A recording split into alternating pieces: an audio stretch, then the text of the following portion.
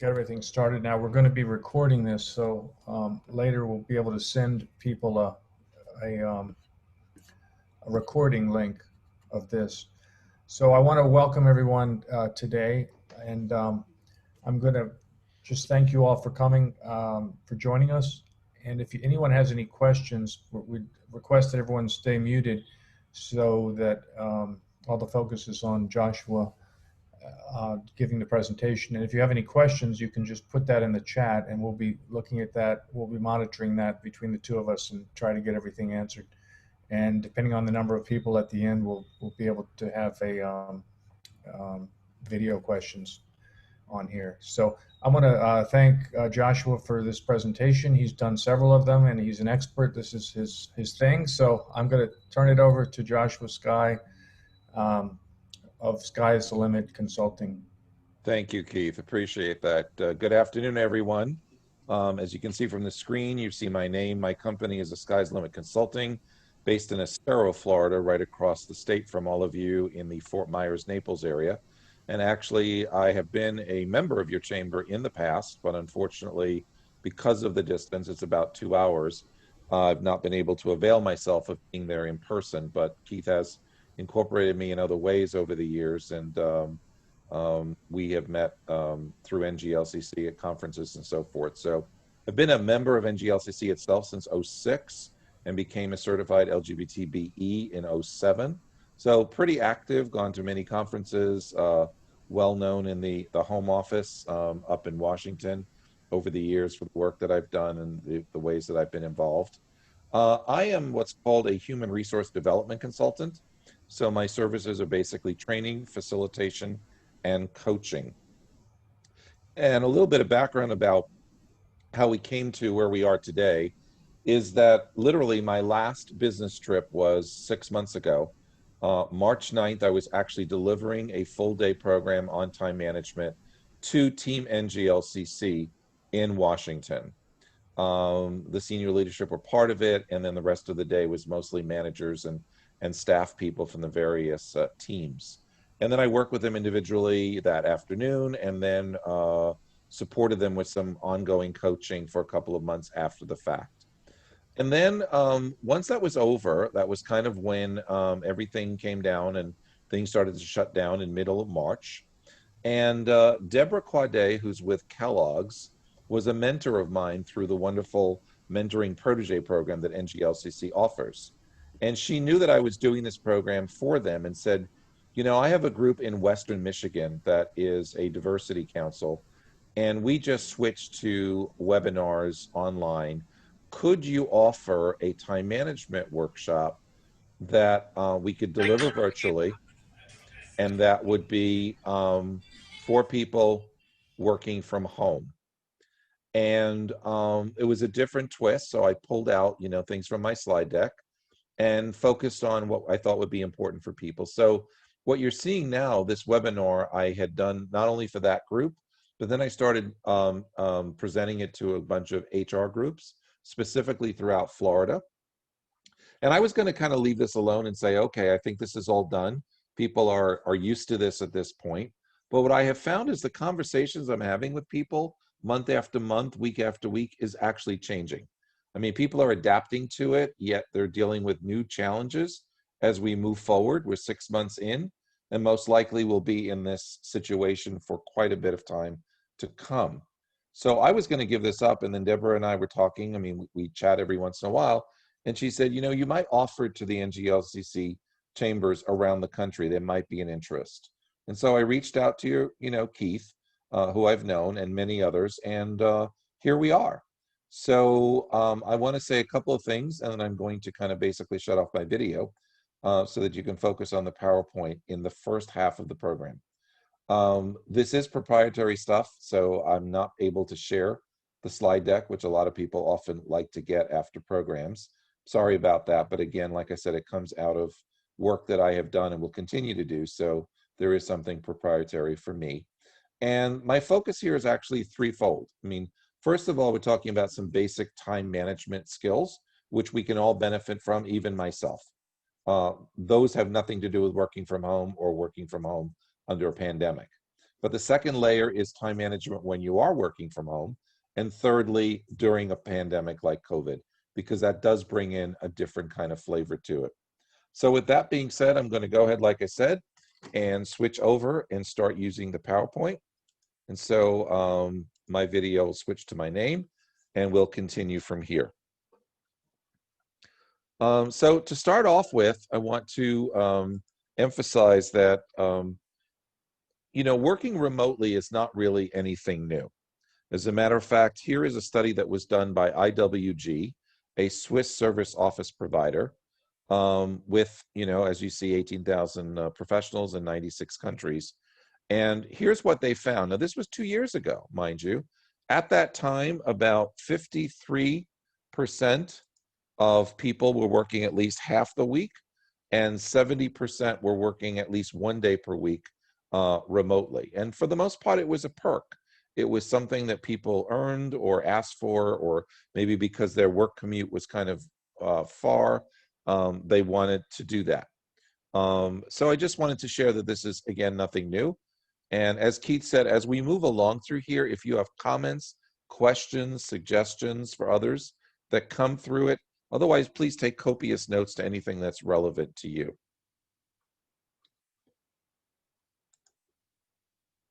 Next up, you know, obviously technology was a primary driver for these changes because it modified the work hours. But realistically, we have to take control over the situation. We can't let, you know, technology interfere with our lives at all hours of the day, evenings, and weekends. And here's a quote from the CEO of this company. This is the International Workplace Group, again, based in Switzerland. They've been around for 30 years, 2.5 million users around the world in 1,000 cities and towns in 3,300 locations in 110 countries. So pretty pervasive.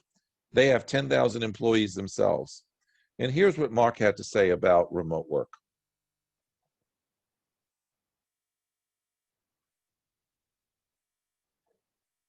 So what I'm finding is that people are saying that in some ways they have become more productive, as some of the you know, next coming slides are going to show us.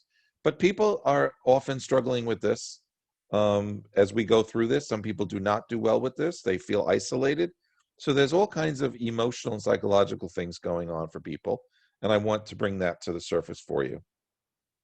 This particular graph is also interesting because it's kind of divided into 3 sections, 3 time segments. It was produced by PwC, PricewaterhouseCoopers, a major accounting firm that does a lot of consulting. And so you can see prior to the lockdown, in the first third of it, where things were as far as productivity. And then there was a sharp drop when the lockdown began. And then it kind of evened out and got back to you know, almost to where people were at the very beginning, you know, before the lockdown. So I thought that was kind of interesting. Again, this is data from only 2,000 members. And in addition to that, PwC also did a survey of CFOs that way back in the spring, they thought 63% of business leaders that were being asked said that they didn't feel that people were as productive. But the good news is that as time went on and we got into June, that number dropped to 26%. And again, that's a couple of months old at this point, but my guess is it's probably there or possibly even lower. So the concern that people are not being productive has definitely gone down. Part of this has to do with people that are technically high achievers tend to work harder and longer and may do this in order to overcome distractions, where others may have had to face issues that concern them and may have struggled with this, both practically or emotionally. And as I said, I've been doing these webinars since April or May and really thought that I would be done with it. And I'm sure that, like the rest of you, you know, you're probably zoomed out, you know. Couple of things that have come into play, you know, because we are looking at our screens, whether we're using this platform or other ones, stress, greater fatigue at times, the engagement we have with the work that we're doing and with others, performance, and truthfully, even mental health. So a lot of these things are coming to the surface as we move into longer periods of being isolated and working from home. Another quick study from April of 2020 was basically showing that there'd been a huge change where previously maybe 9% of people were working from home before the pandemic, had jumped up to as many as 42%. And as you all know, it's even gone up higher than that. But what's significant here is that 60% of the workers reported that they still found themselves to be productive as we move forward. This is a survey from SHRM, an organization that I belong to, the Society for Human Resource Management. And in mid-May, they were basically saying these things. So I'll give you a moment to look at the metrics on the screen. I don't have to read them to you.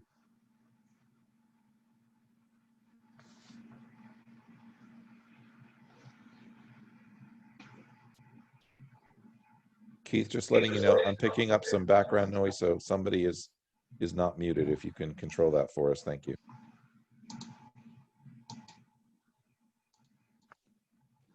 And then this particular question was kind of interesting because when I first looked at this, and actually when I started this, the data that I had was actually from 2019. And what I found interesting is that what is in first and third place actually switched. So collaboration communication used to be down at 17%, and being able to unplug was up at 22%. So they basically switched places, but loneliness was still in the middle, and everything from distractions on down to what, you know, getting reliable Wi-Fi are in the exact same positions, and they probably only changed a percentage point or two. So it's kind of interesting that the pandemic, you know, hasn't had as much of an impact on this as people may think. Next up, we have a study done in early June by Korn Ferry, which is a Los Angeles-based consulting firm with 100 offices, 8,600 global employees, and they immediately had 98% of their people working from home. That's because the nature of what they do is pretty much white collar. So take a look at these few statistics. Again, this is more from about 3 months ago of 1,000 professionals that they work with through their company. What we're hearing is a lot of large organizations like Facebook has said they will allow their people to work from home at least through the end of the year. Google has most recently said it would be through mid-2021. And Twitter is thinking about allowing people to work from home indefinitely. So I think America's workplace is definitely going to be changing as a result of this pandemic. A quote from Brian Ackerman from the same organization had said this: a majority of the respondents, almost 2/3, still felt that no matter, with all the distractions, spouse, significant other, children, pets, what have you, a majority of them still felt themselves to be productive. So let's move now into the time mastery tips. And you can see here that I'm going to be following these 12 bullet points at the bottom. These are all different elements of mastering your time well. And to some extent, they're interconnected. So as we go through majority of the remainder of the slides here, you're going to find the ones I'm talking about are highlighted in red. Let's start with the first one, planning and scheduling and maintaining regular hours. This can be a challenge for a lot of people, even still. Even just yesterday, my spouse said to me, yesterday or the day before, that he's working from home. He rotates every fourth day into the office. He's there today. And but he's never worked from home before. And I've been an independent for 21 years. So I've always, had a home-based office, except when I'm delivering my services or networking or traveling, around the country or just in my own area. So for me, setting up regular hours has never been an issue, but, some people are feeling a lack of structure, and they just have to make adjustments to the new normal, figure out what's going to work for them. The other part I like to emphasize is a lunch break. I can be guilty of this, sitting here and having lunch at my desk, but being able to take a break from wherever you're working in front of a computer screen, getting away from it, maybe possibly moving to another part of your house, is a good technique to kind of break it up. It psychologically separates your morning from your afternoon. And if you're used to going to a different workplace or an office, that was always the case. You went into a break room, you went to pick up lunch in the area, maybe you ran an errand, but there was a before and an after.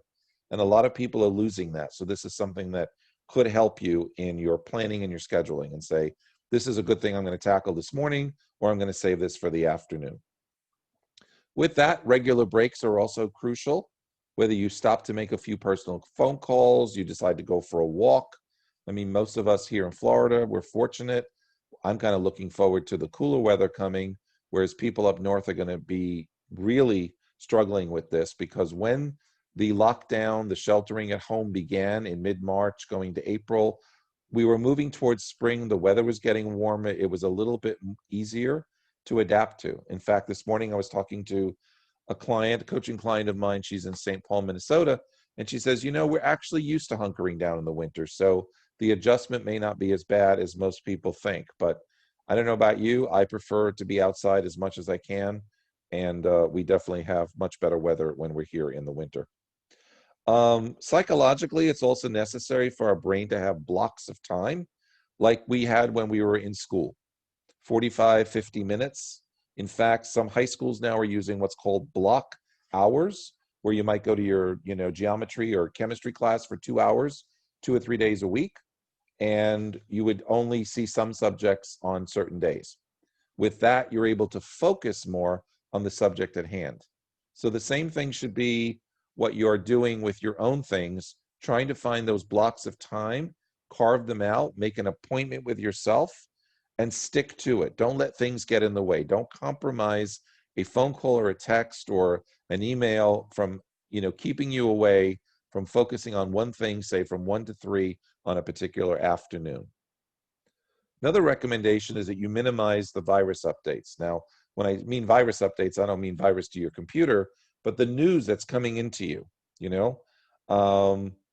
most of the news that we do receive is often very heavy and sometimes negative. Right now, we have a very, very crucial election that's coming up in less than 2 months. We have an economy that is struggling and most likely is going to be impacted even more in the coming months and coming year. We have issues going on with schools. Those of you who have either school age or college age students, there is a concern there about their return to school, and social justice issues that have surfaced again, rightfully so, since the beginning of the summer. So a lot of things are going out there in the outside world, and we need to do the best we can to minimize how those things come into interrupting our day, because that could lead to procrastination. Talked a little bit about your time, but it's a boundary, setting up ground rules with people in your own space, because that will impact interruptions. As I said, my spouse and I, he works again all the time in an office. He doesn't like working from home. He's adjusted to it now for all these months, and he knows he's going to be doing it for many months to come. But we set up some ground rules. Fortunately, we have a large house, and he's at the other end. So we can work for hours and have our doors closed when we're on phone calls or webinars, giving the other person the instruction that the boundary is closed. And I know this can be difficult for some of you, sharing space with other individuals, but you have to have those conversations with people about time and space, whether it's young people, older people, what have you. For many of us, our homes were not designed with working from home space, and that makes it a challenge. Now, this is a basic time management, recommendation, that you don't start your day, even if you go to the office, opening your computer, with a vague plan, falling into the deep, dark black hole of email. You're never going to see what you accomplish. You may find that some things stress you out more. You might get discouraged. So having a focus and setting up a daily realistic to-do list is something that's highly recommended for being more effective with your time management. Again, this is a time management suggestion, but it definitely has impact on both working from home and working from home during a pandemic. So picture for yourself for a moment an iceberg floating in the water. That iceberg is a representation of your brain. The conscious part of your brain is above the water. But as you know, the larger part of the iceberg is actually below water, and that represents your subconscious. Because of this, it's recommended that you work from a to-do list that you check within the last 10, 15 minutes of your workday. So if you're going to sign off at 5 o'clock in a traditional format, or whatever time you decide to sign off, be sure that you don't let phone calls, texts, emails interrupt you, and you focus for 10 or 15 minutes. Look at what you're doing, analyze, plan, prioritize. If things didn't get done today, put them into tomorrow's to-do list. And of course, at the end of the week on a Friday, go ahead and map out your to-do list for the following week. It's a great technique, but psychologically it has an impact, because when you do this, and I don't say skip it and do it in the morning, when you do it at night before you switch to your personal time in the evening, you are basically putting it to rest. You're putting it to rest in your subconscious mind, that part of the iceberg under the water. That's the part of your brain that works 24/7. That's the part that pops ideas into your head in the shower, while you're driving, even in the middle of a conversation. And so what you want to do is keep that at peace, so then you can then transition from your workday to your personal time. And studies have been done that show that this is effective. Now, many of you know also that Stephen Covey wrote a quintessential book called The 7 Habits of Highly Effective People. And in that book, he has a matrix on urgency versus importance, 4 quadrants. And he said, if you focus all your time in the first quadrant, which is importance versus urgency, you're in the crisis mode. If you go to quadrant number 3, which is things that are not important but urgent, you're in the deception mode. And finally, if you're in a place where what you're doing is both not important or urgent, neither one, it's in the time waster mode. And so all of these can drain your energy and make you feel like you're accomplishing something when in reality, maybe you're not. Now, that doesn't mean that sometimes you don't have to deal with a crisis in the moment in quadrant number 1, but his recommendation was you should be focusing most of your time in quadrant number 2, where things are important and not necessarily urgent.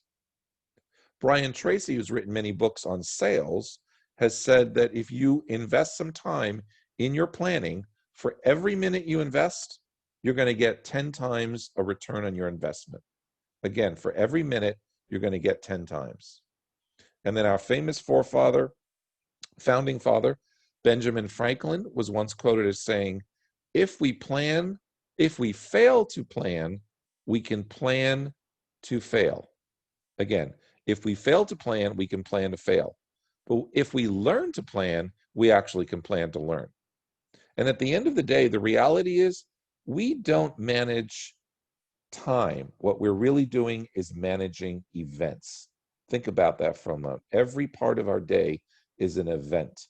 So we're managing the events more so than the time.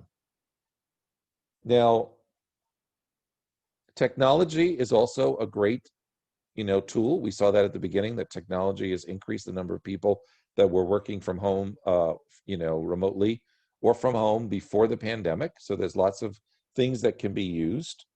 But it's really important to take some control over the meetings and the time you're spending with your teammates.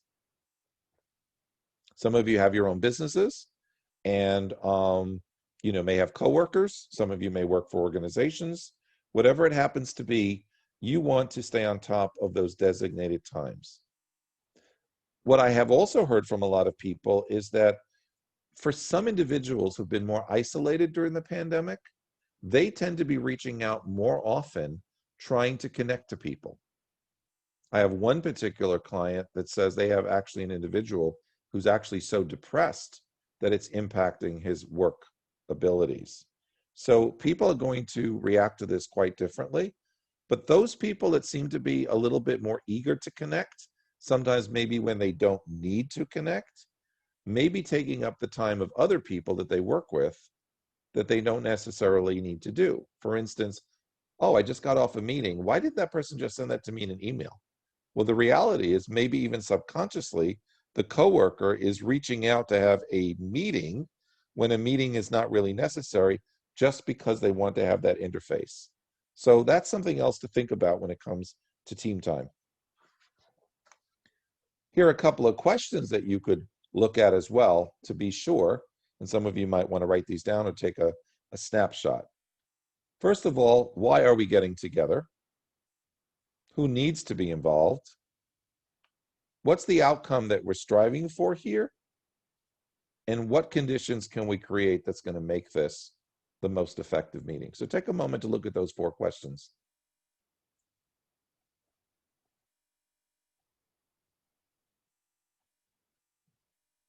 And there's a value to email. There's certain things that can be dealt with through email. Sometimes email is overused when a quick phone call could have, saved a great deal of more time. So it's kind of analyzing which is more appropriate. Don't forget socializing with colleagues. I mean, this is something that's part of the traditional workplace, and a lot of people do thrive on it. After all, as humans, we're social animals. And find different ways to create, connections with others. I have a coaching client out of New York, and she is the executive director of a nonprofit organization. She has a team, and it's a women's organization, so they're all women. They're all working remotely since this started, and she uses Tuesdays for a business meeting of an hour and a half, 2 hours, where all they do is discuss business. Everybody goes around, shares things. Of course, they're a nonprofit, so she has things to share from various committees, from the board of directors. But on Thursdays, they have more of a social time. No business is to be discussed. It's not allowed. They do fun things. They do creative things, and they just connect on a personal level. And it might be, a happy hour. They might all get a glass of wine or beverage of their choice. They might just schmooze, at the end of the workday on Thursday. And what's nice about that is it is towards the end of the work week. So people start to look forward to that. It's something that gets you through the week and makes you feel like I'm looking forward to that social time with my colleagues. Another suggestion is getting dressed. It kind of sets the mood for you. Again, it's a personal choice. Some people are still happy to walk around in t-shirt and shorts or running sorry, sweatpants. You can definitely wear the sweatpants on a Zoom call because no one's seeing your bottom half. But some people just say they like to get dressed because it sets the mood for how they're going to impact their day. So that's something to think about. Excuse me.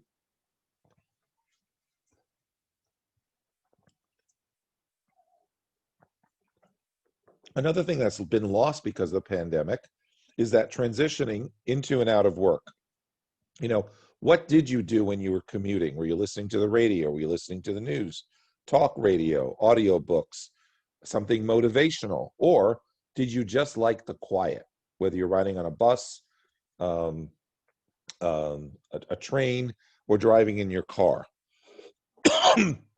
Some people have said they've actually taken time, start their day, do their regular routine, then actually walk out the front door and take a walk in the neighborhood for 10 or 15 minutes and come back and say, I have just walked to work. They've cleared their mind of their personal stuff and they started thinking about their professional day. Whatever was going on in the household with other people, they just kind of separated from that for the moment. And when they walk back in the door, they go to their workplace, hopefully with some boundary, and say, I'm at work now, and I'll interact with you later, either at lunchtime or at the end of the day. And then they also take another transition at the end of the day, whatever that happens to be, again, to, de-stress from the workday, finish up with that great to-do list I just mentioned, and then roll right into, now I'm ready for family time or my personal life, even if you're living alone. It's very crucial to ask for what you need, whether it's from other family members with time and space boundaries, but also with people you work with, whether it's a supervisor, a manager, or even people on your team if you're the business owner. You need to keep doing this, and because things are changing regularly, month by month, week by week, sometimes even day by day, please be sure to ask for what you need. It's very, very crucial. And other people don't know what you need if you don't let them know. So it's harder for some people to actually reach out to people, especially when they're not seeing each other. So be conscious of that as well. couple of more slides here, and then we're going to switch towards the second half, which is going to be some interaction related to your comments, your questions, and even some of your suggestions if you have. Be sure to hold yourself accountable also. See the accomplishments. Look at the big picture items that you're working on. Understand where you're wasting your time. And that busyness, that's the word business with a Y, B-U-S-Y-N-E-S-S, doesn't always guarantee results.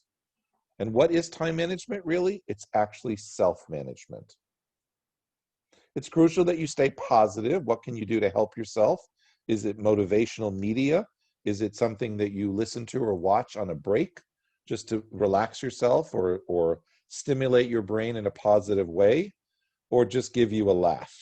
You know, identify the benefit to making those little changes and help yourself stay positive.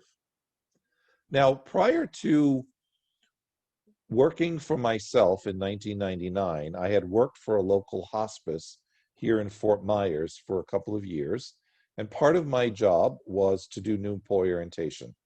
So we spoke about the 5 stages of grief identified by Elizabeth Kubler-Ross.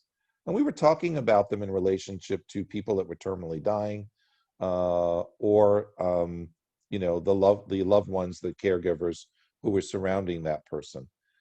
And whenever I presented this, I began to realize, you know what, this really applies. These 5 stages of grief truly apply to any kind of loss that we may have. Loss of a job, loss of income, loss of a relationship, loss of personal belongings. Whatever that loss may be, we go through these stages. We may deny the reality. We may get angry. It could lead to depression. But eventually we're going to move to some state of bargaining to accept that this is the way it is so that we can become more resilient. So the key there is to pay attention to how this is impacting you in your own denial or anger or depression, and help yourself move towards total acceptance, at least for the time being. I mean, I even find this challenging, and I'm here as your facilitator to talk about the topic. So I have moments with everything going on out in the outside world, and you know what I'm dealing with to stay afloat with my business, that this can be challenging. A couple of months ago, when I thought that this was going to be helpful, I actually wrote a couple of blog entries, and they're there on my website. There's about 3 of them, so feel free to tap into the archives of that.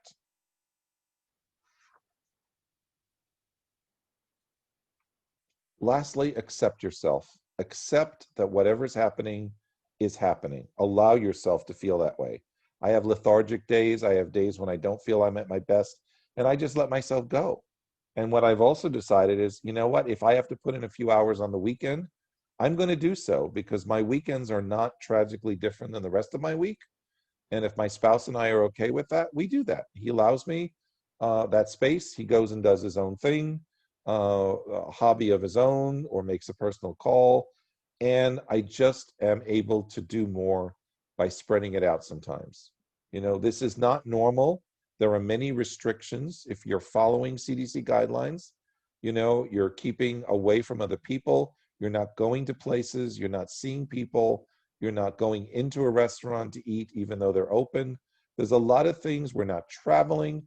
Keith told me how he's trapped in, you know, Colombia, went there for 10 days and has been stuck there for 6 months so far. I mean, we're used to being very independent in this country, and we've had a lot of restrictions. So we really need to remember to accept ourselves in this format. Finally, keep in mind that when you're making some changes, it could take anywhere between 3 days and 3 weeks.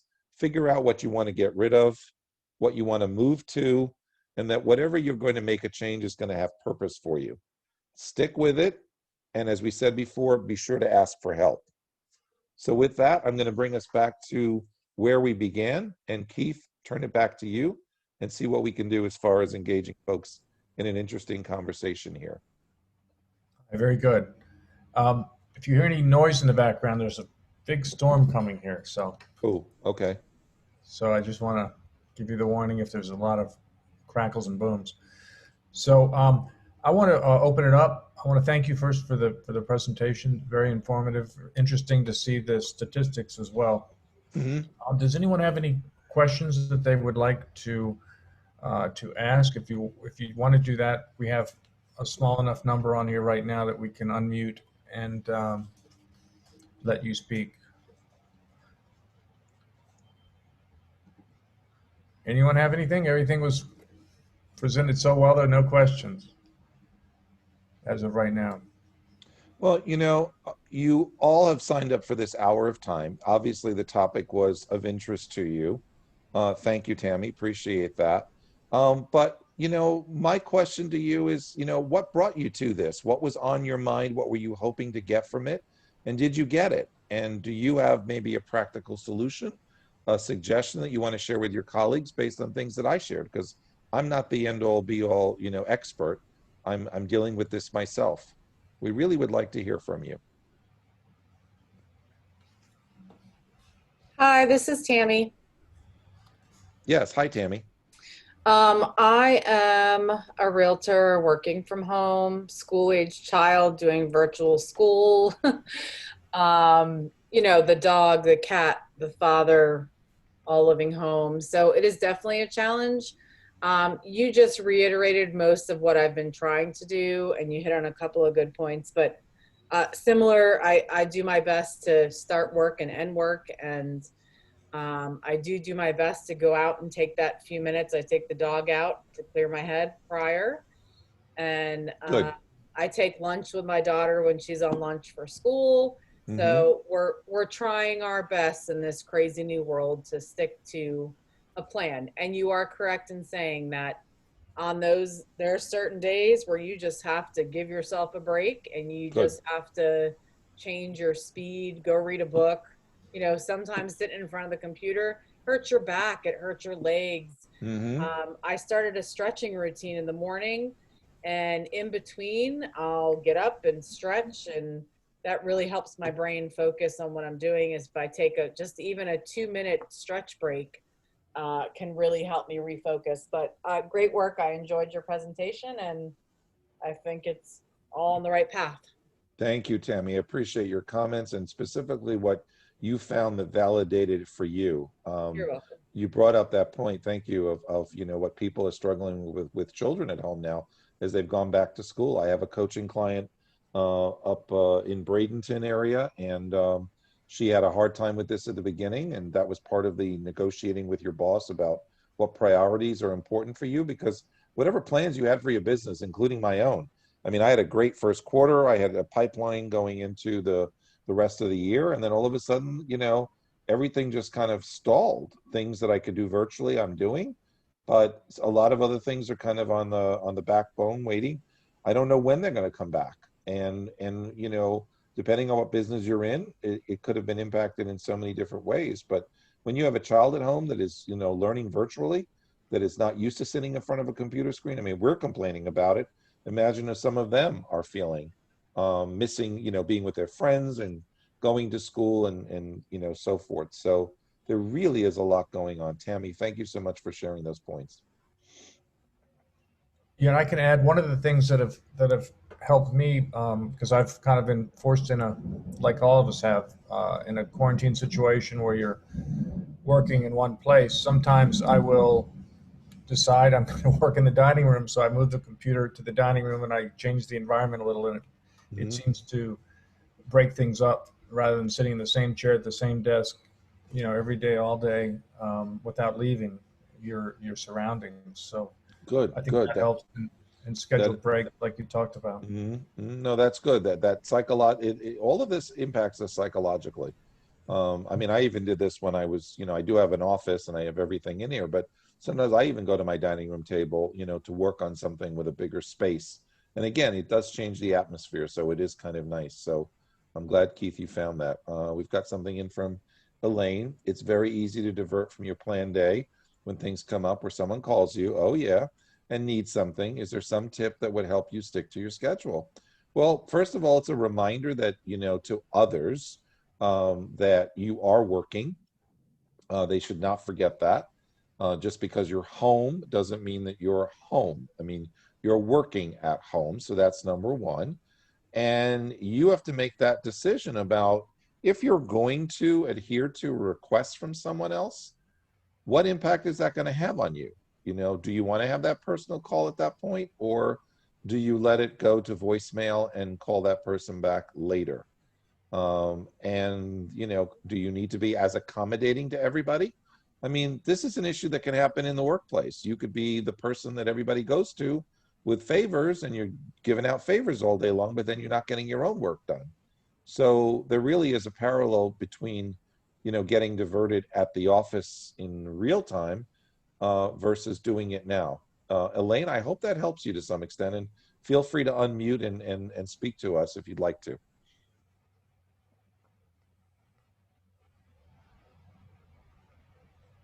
Okay. All right. No? Okay. So Tammy was very helpful, and Keith shared a little bit also. I want to throw out a question to you. What's your takeaway from today? Did you take away one item that is going to help you going forward? I would really like to hear what that is. I have a quick question. Oh, yes, please. Yes. So sorry, Gail. this is Gail Moore. Hi, Gail. And hi, I have a question regarding your statement about it being important for our brain to have things sort of segmented in these blocks of time. Could you go into that a little bit more? Yeah. I mean, you know, we all have those items that are big bucket items, those things that we need to work on for an hour and a half. You know, I work on a proposal this week. I don't work on a proposal when I don't think I can focus on it. And when I do work on it, I always leave it and then I come back to it to revise it, you know, probably most likely the next day. I start doing my edits. So it's kind of finding what that is that can be done quickly versus those things that really need us to spend more time on. But then put those things into our calendar and make sure that we are, you know, if you don't literally put them into a paper and pencil or electronic calendar, you at least put them in your mind and say, okay, today from 9 to 10, I'm going to work on this. And you have to hold, you know, you go to the dentist, you take your car in for repair, you get a haircut. I mean, we do all these things for ourselves and we stick with them. Why not stick with appointments with ourselves? So Gail, I wonder if that's helpful to you. Absolutely. I definitely have that problem of, okay, the one issue that I thought would be handled in half an hour has now taken 2.5 hours. And so the thing that was going to take 2.5 hours only has a much shorter amount of time rather, and find myself playing catch up. Yeah. No, I can see that too. What's the nature of the work that you do, Gail? I work for 211 Broward. I'm the community outreach organizer. Okay. So, I mean, was this an issue for you during regular times, or I guess maybe you are or aren't back at the workplace, or are you still working remotely? We are still working remotely. Okay. But was that an issue for you before the pandemic? I would definitely say that time management is one of those areas that I could use improvement. Yeah, I hear you on that. And like I said, there are people that are striving in this environment and others who are struggling, you know, and it all has to do with your relationship to time. I mean, time at the end of the day is a resource like any other, and how you spend it, how you use it, will impact that. I had a client that earlier this year, he's an HR consultant like me, and what he was finding trouble with was he'd go to his clients and feel like I have to give them every minute that they want. And maybe that's kind of, Gail, maybe you can relate to this, but it's like he felt because he's their consultant and I go in and he goes in there for an hour. If he stays there for an hour and 45 minutes, it's okay. But what ended up happening was then, like you, it's a snowball effect. And then he doesn't get to some of the things he's doing for himself or his own business. So what he's learned to do is have hard stops. Basically say to yourself, I'm going to do this for 1 hour and then stick to that 1 hour. I mean, go over five minutes or so. That's not, don't get crazy with it, but you know, honor your own time as you're trying to help someone else. So basically say, you know, we're coming, we plan to speak for an hour. We're at this for an hour and I need to move on. And maybe we can continue this at another time. Or if it's something you're working on by yourself, Gail, which you thought would only take half an hour, slowly you begin to realize how long things do take, especially if they're new, and then figure out, what part of this can I do, and accept the part that you do accomplish. If you accomplish 1/3 of it, that's good, and then figure out when you can get to the other two. Thank you for that. You're welcome. Very good.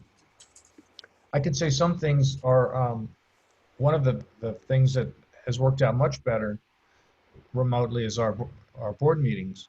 Okay. Before we used to have our board meetings, we would meet, if we did a lunch meeting, we'd, meet at a restaurant, and then you always had to wait for people to show up and park the car and this and that, and then order the food and the distractions. So with this, we've been doing Zoom, and it's been very quick. It's amazing how an hour board meeting takes 30 minutes now. So there are some very good, it sort of structures you when you're using this sort of an environment versus people together. They tend to be more social when they're physically close. So have you found this is a boost in I have, because I always tell everybody, like, if I go to a medical office and they talk to me about, do you want to put that in your calendar? My whole life is a calendar. My time all day long is either belonging to somebody else or for myself. So I really have to monitor that. But I think there's going to be a lot of good takeaways, Keith, from this, in the sense of, if your group found themselves to be more productive this way, maybe there'll be a blend when you're able to meet live again, and say some of your meetings will still be virtual, and maybe others, maybe you do a quarterly face-to-face, or 2 or 3 times a year face-to-face, maybe for, brainstorming and strategic planning, but do some of the business meetings still virtually, because as you said, people know they have to sign in at 2 o'clock and they're there. They don't have to get stuck in traffic. They don't have to be held up from something else they're doing. Most likely they're getting off of their last call, or they've given themselves a good break. And by the way, that's a challenge some of my clients have too. They fill up their time, every hour. Come on, when you're in school, you had time between classes to walk from one to the other. You need time to go to the restroom. You need time to get water, coffee, whatever. But you also need time to take notes about the meeting you were just in, or review your, for the meeting you're about to go into. Don't let them overlap. Don't go from one to the other without any moment to breathe. You're going to burn yourself out. So, like I said, Keith, maybe some of the takeaways will be that some of the things that were working well during the pandemic will spill over, and people will realize either we'll continue them or we'll do a hybrid. I think so too. So we have to look at the positives that we've learned, and the habits we're developing now. I think is important. So what you're saying is very important for people to. Yeah. And we've got a couple of more people in the chat box. I see Kevin has said that he's appreciative of all this, and his biggest takeaway was the transition into and out of work. You're absolutely right. I stole that from my stepbrother, who works for the city of New York as an engineer in Manhattan, and he can't go on a subway or go to work right now. So that's what he and his wife do. She's retired, and they take a walk at the beginning of the day and at the end of the day, just to get fresh air, get exercise. But most importantly, when they come back in, she knows he's going into work mode, and they can reconnect at lunch or at the end of the day, and then take a walk. It's really, really important. Tammy said, she liked the idea about the closing out your day with your to-do list. Yeah, we all make those to-do lists, but we really have to spend time reviewing them.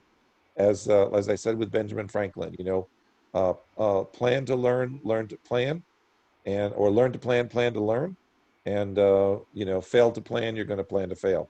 So just writing the list is not enough. They need to be analyzed. Very good, very good.